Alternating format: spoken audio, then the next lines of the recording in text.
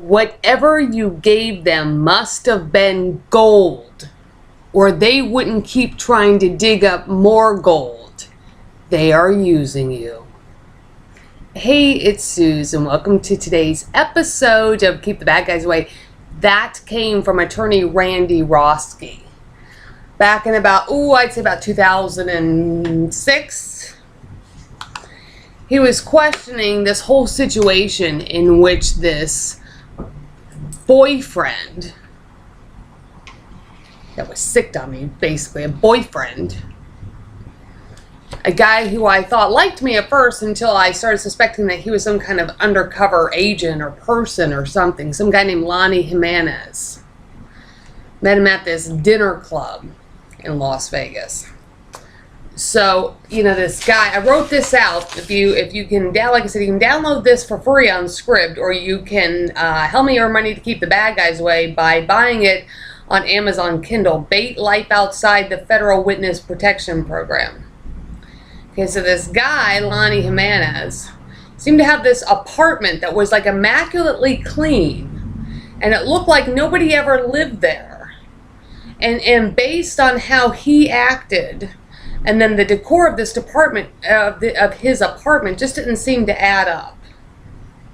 And he wanted me to come over so I could talk about all my troubles over the years and so forth. Well, basically what attorney Randy Roski thought is that it was a safe house for law enforcement, which that wouldn't be the first time. There was a whole situation after all hell broke loose.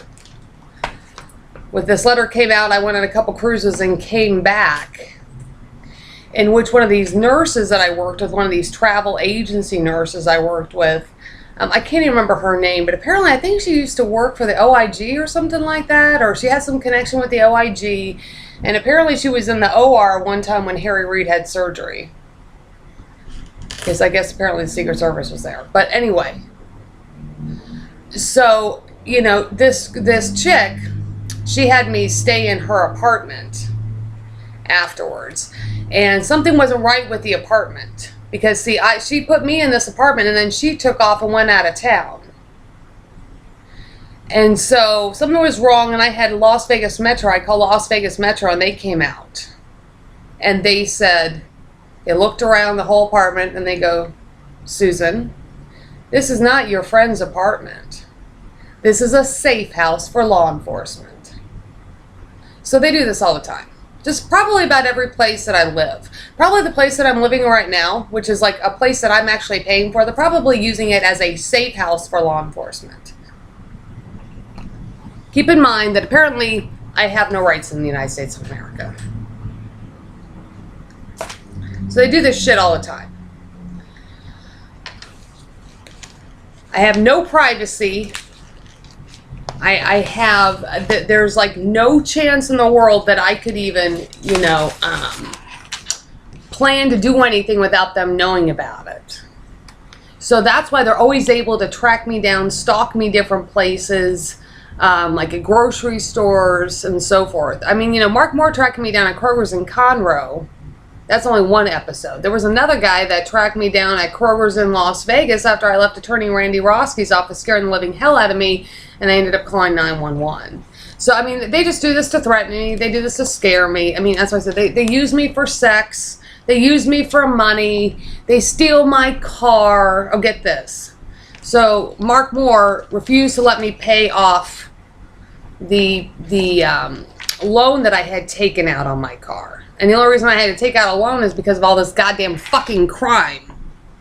Okay, so I take out a loan and I'm earning plenty of money to pay off the loan.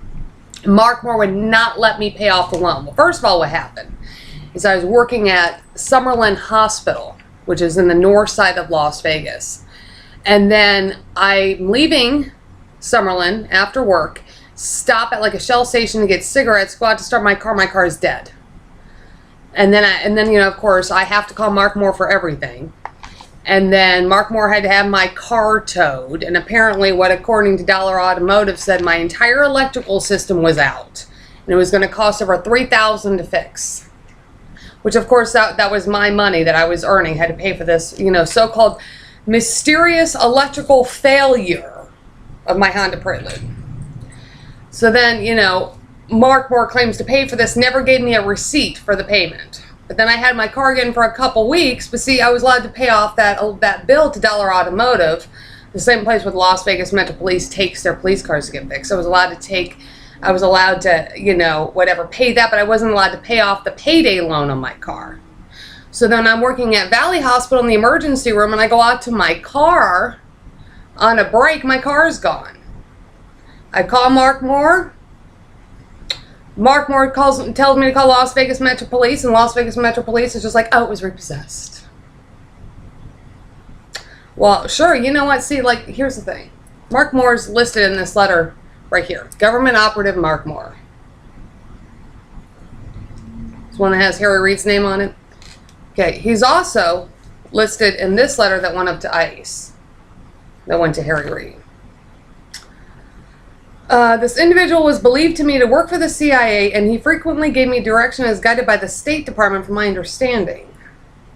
In addition, this individual is in possession of my earnings, which total approximately $200,000. It's a whole human trafficking situation. And he's referenced here. And he's somebody that the DOJ should be doing something about. They're not. So they use me for everything. They steal my property. They beat up my kid. They steal my kid. They use me for sex. They sick all these damn stalking boyfriends after me. I swear to God, I will never date anybody again. Any guy comes near me, I'm gonna fucking kill him. Anybody comes near me, I'm like literally all the volts in this stuff, so they drop over dead. If I have a knife, I'll just stab him in the heart. Any man ever touches me again. These are the kinds of things that they do. Recently down in Harlingen, Texas, because like I said, nobody's ever been prosecuted, because the goal of the United States of America is to keep this cycle of violence going and to use me. That's all this country does, is use me. This guy that had kidnapped me in this whole sex trafficking ring scandal was trying to get me to have a baby. He told me, he said, you're going to have my baby. You're going to have my baby. You're going to have my baby. Yeah, so, yeah, have his baby. So then he can control me, and then the government, you know, can just kidnap him and sell him off again. Because remember, I have no legal rights in this country. I have none. I have no legal rights in the United States of America. And that is thanks to the FBI. So anybody that fucking pushes me to the FBI, anybody, is a fucking goddamn criminal. Criminal. I have no legal rights in this country. But this is what they do. This is what law enforcement does. They purposely take away your civil rights so they can use you.